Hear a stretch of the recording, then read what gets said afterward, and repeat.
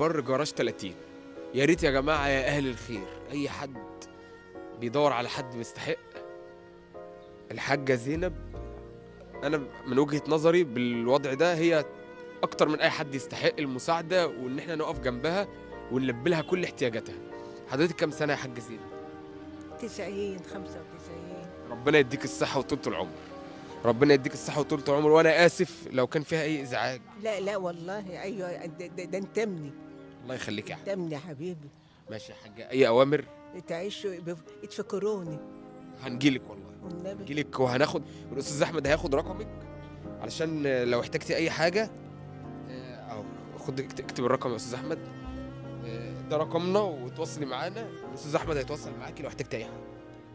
ماشي يا حاجه؟ حبيبي موافقه نذيع الحلقه دي؟ حبيبي نذيع. اه ماشي يا نعم. حاجه. شكرا يا حاجه. حبيبي حبيبي.